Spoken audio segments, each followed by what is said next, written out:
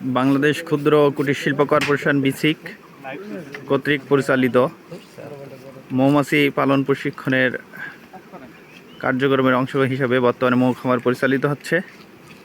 তারই ধারাবাহিকতায় মৌ খামারটি বর্তমানে মিশ্র ফুলের মাঠে আছেন।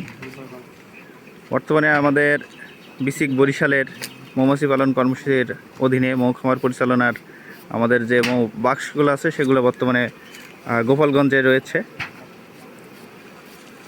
আমরা দেখতে পাচ্ছি যে মধু সংগ্রহের কার্যক্রম চলমান।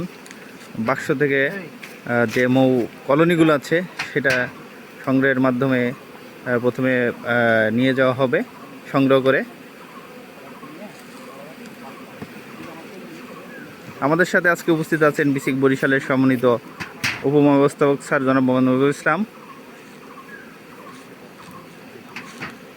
এই মুহূর্তে একটি বাক্সের মধু সংগ্রহের কাজ শেষ হয়েছে, পরবর্তীতে এটি প্রসেস করা হবে।